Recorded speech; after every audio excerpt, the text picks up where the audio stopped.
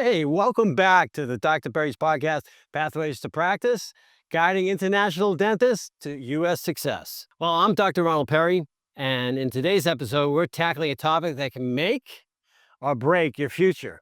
Sometimes before admissions committee even reads your name, the top 10 application mistakes and how to avoid them. Well, look, after years of reviewing applications, I can tell you this: many talented, well-intended candidates sabotage their own chances through simple, avoidable errors. These aren't just little slip-ups, they're red flags. So grab a notebook and let's dive into the 10 most common and most preventable mistakes international dental applicants make, and more importantly, how you can avoid them. So, mistake number one. Let's look at it. Submitting an incomplete application. Oh, God. You'd be amazed at how many strong candidates disqualified simply because something was missing: a transcript, a test score, a TOEFL date, even missing a signature. Simple, stupid mistakes that you sabotage yourself. So, fix it. The fix for this is to triple check every checklist, especially a Dear Capid. Ask someone else to do the final check before you hit the submit button. Set the calendar reminders for key dates. Missing documents don't just delay your review, they can disqualify you. So make sure you fill everything out. Mistake number two: weak or cliche personal statements. I get a lot of those. Someone thinks it's cute, it's funny, or whatever.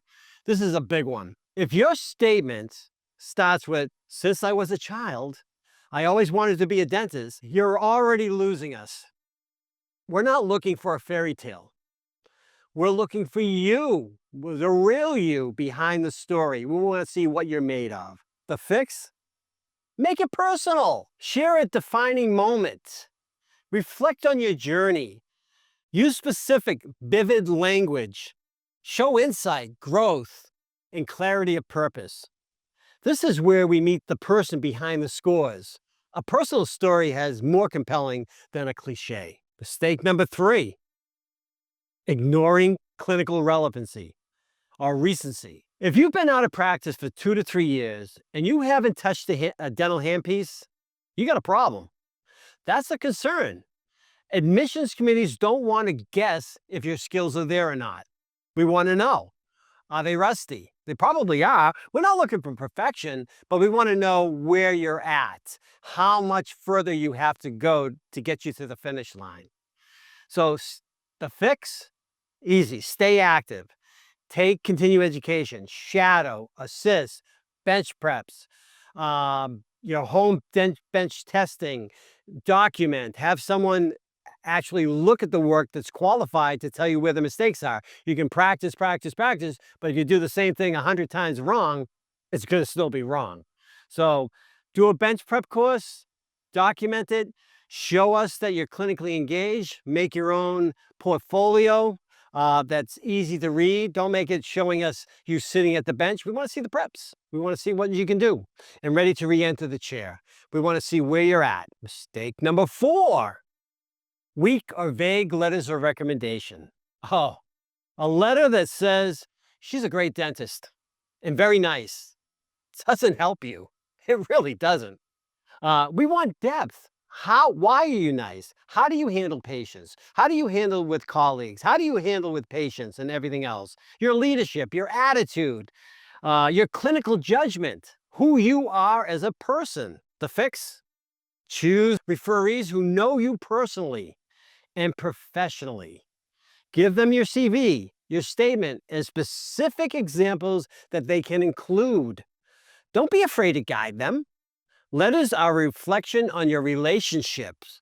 We want to know who you are. Mistake number five: oh, not tailoring your CV for U.S. schools. I've seen CVs listing high school awards, childhood hobbies, and pages of irrelevant courses. Keep it clean and focused. Remember that you're not the only application that's out there. So the more you can make it clean and concise and easy to read, the better it is for the admissions committee. The fix? Emphasize the dental education. That's what you're applying for. Clinical experience, research, community service, leadership, and recent achievements. Use clear formatting and reverse chronological order. Less is more, but clarity is everything. So be clear, make sure you spell check everything, don't have misspellings on it, make sure it's nice and clean and neat and easy to read. Mistake number 6, overusing dental jargon or copy paste language. Oh, that's a big one. Seeing that, I mean, we see it, we know it, so don't do it. Your application isn't a textbook or a Wikipedia article. If it reads like a cut and paste from a dental anatomy page, or worse, ChatGPT or anything else, it feels impersonal. The fix? Write it in your voice. That's the key. Admissions officers want authenticity. Don't try to sound impressive. Just try to be truthful. Try to be who you are. Don't try to be somebody else or someone you're not. Try to sound real. That's what it's all about. Mistake number 7, poor TOEFL preparation. Let's face it, language is critical. You may be a brilliant clinician, but if you can't communicate with your patients, you can't communicate with me, you can't communicate with your colleagues, it's a problem. The fix is easy. Don't wing the TOEFL. Prepare, take practice tests, speak English daily, join focus groups, join study groups. Focus especially on speaking and listening and understanding. 100% score with solid speaking subscores strengthens your application. Mistake number 8, not addressing gaps or red flags. If you have a multi-year gap or academic failure or an unusual detour, we notice. Silence can feel like avoidance. Bring it up to the top right away. Address it. Don't try to hide it. Don't try to camouflage it. Bring it right to the top. The fix? Own it. I can't say that enough. Own it. Explain why. Briefly explain what happened, what you learned from it, how you've grown, how it's made you better, stronger, resilience and self-awareness. Turn red flags into strengths. So don't look at it as a weakness, look at it as a strength, but show where that strength is and how you've grown. Mistake number 9, applying without a strategy. Some candidates apply to every school. And I know when I'm sitting across from someone that I'm the number one choice, along with the 15 or 20 other schools. I get it. But they do it without understanding what each program values or what's going to be good for them. It may not be a fit for you, and it may not be a fit for them, and vice versa. So that's a recipe for wasted time and money. The fix? Research the programs. Understand, learn what the mission is. Do they value community service or they don't? Clinical strengths or not? Research or not? You got to see what it's about. Tailor your application accordingly and what you're going to like, and if you're a good fit, vice versa. Quality over quantity always wins. Last mistake, mistake number 10, letting fear or perfectionism delay submissions. This is a big one. Procrastinators. It comes out in your application, trust me. We see it. So some of the best candidates never submit. They rewrite endlessly, or they apply late and lose early interview slots. Fix? Aim for excellence, not perfection. Set a submission deadline for yourself. Get feedback, but know when to press submit.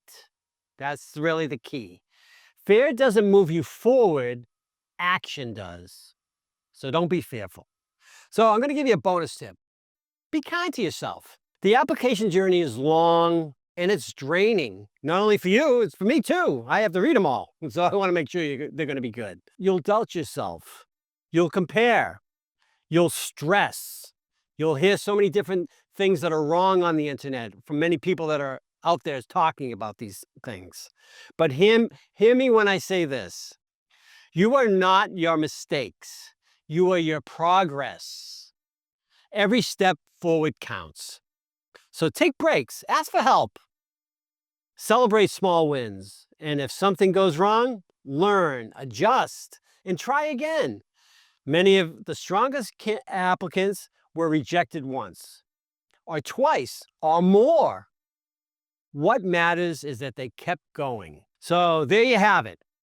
The top 10 common application mistakes I've seen and the tools to avoid them. If you take something else from this today, remember this. A strong application doesn't come from being perfect.